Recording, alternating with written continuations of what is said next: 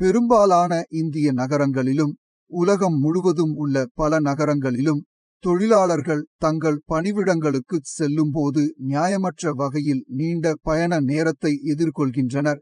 ஒரு சராசரி வேலை நாளில் போக்குவரத்து நெரிசலில் சிக்கி அவர்கள் பல மணிநேரம் காத்திருக்க வேண்டிய நிலை ஏற்படுகிறது.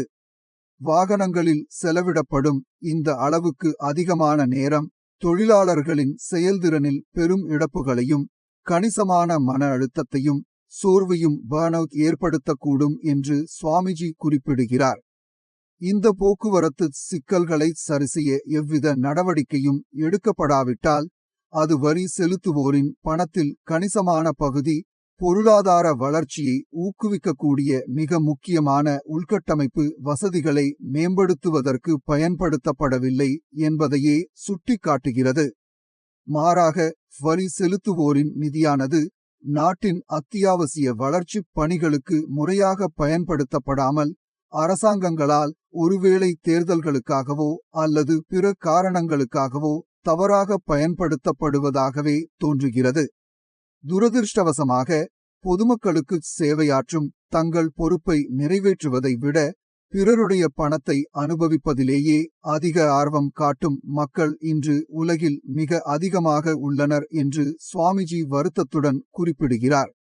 வாழ்க்கை எவ்வளவு நிலையற்றது என்பதையும் மரணம் எவ்வளவு விரைவாக நம்மை வந்தடையக்கூடும் என்பதையும் குறித்து ஆன்மீகத்தில் மிக உயர்ந்த நிலையில் உள்ள சந்நியாசிகள் அறிந்திருப்பதைப் போல இவர்களும் அறிந்திருந்தால் இன்னும் அதிகமான மக்கள் தங்கள் பொன்னான நேரத்தையும் வளங்களையும் வீணடிப்பதை நிறுத்திக் கொள்வார்கள் என்று சுவாமிஜி உறுதியாக நம்புகிறார்.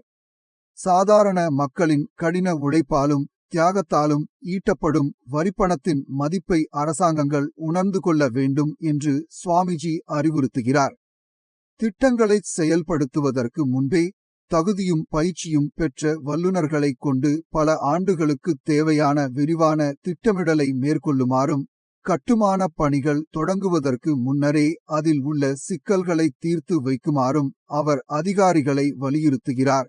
இதன் மூலம் பணத்தை மிச்சப்படுத்தவும் தொழிலாளர்களின் பாதுகாப்பை உறுதி செய்யவும் முடியும். மக்களின் நலனுக்காக அரசாங்கம் செயல்பட மக்களும் ஒரு அணியாக திரண்டு ஒத்துழைப்பு அளித்தால் நிதியை வீணடிக்காமலோ அல்லது தவறாக பயன்படுத்தாமலோ நாடுகள் மிக விரைவாக வளர்ச்சி அடைய முடியும். மாறாக அதிகாரத்தில் இருக்கும் சில தனிநபர்கள் அரசாங்க நிதியை தங்கள் சொந்த பொழுதுபோக்குகளுக்காக பயன்படுத்தினால் மிக முக்கியமான வளர்ச்சி திட்டங்களை மீண்டும் தொடங்குவதற்கு தேவையான நிதியை ஈட்டுவதற்கு பல ஆண்டுகள் ஆகக்கூடும். உலகம் முழுவதும் உள்ள அனைத்து நகரங்களிலும் உள்ள அதிகாரிகள் உள்கட்டமைப்பு திட்டங்களை மிகுந்த கவனத்துடன் செயல்படுத்த வேண்டும் என்று சுவாமிஜி அறிவுறுத்துகிறார். இதன் மூலம் கட்டுமான பணிகள் பாதுகாப்பாகவும் திறம்படவும் நடைபெறுவதோடு மக்களுக்கு அதிகபட்ச நன்மைகளை அளிப்பதாகவும் சுற்றுச்சூழலுக்கு மிகவும் இன்றியமையாத மரங்கள் உள்ளிட்ட இயற்கை வளங்களுக்கு குறைந்தபட்ச சேதத்தையே ஏற்படுத்துவதாகவும் அமையும். ஒவ்வொருவரும் தங்கள் பணியை தீவிரமாக ஏற்றுக்கொண்டு தங்கள் நாட்டின் நலனுக்காக குழுவாக இணைந்து முழு ஈடுபாட்டுடனும் பெருமையுடனும் மிகுந்த விடாமுயற்சியுடன் உழைத்தால் அதே வேளையில் மோசடி, பாகுபாடு மற்றும் கட்சிச்சார்பு ஆகியவற்றை ஒழித்து சிறந்த பணி நெறிமுறைகளையும் குடிமை உணர்வையும் வளர்த்தால் அப்போது வீண்விரயங்கள் மறைந்துவிடும்.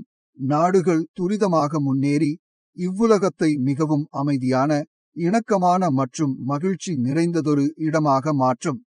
நாம் இப்போதே நம்மை நாமே நெறிப்படுத்திக் கொள்ளாவிட்டால் செயற்கை நுண்ணறிவு அமைப்புகள் AI விரைவில் நம்மை தவறாமல் கண்காணித்து நாம் மேம்பட வேண்டும் என்பதற்காகவே நம் பிழைகளை சுட்டிக்காட்டும் என்று சுவாமிஜி போதிக்கிறார்.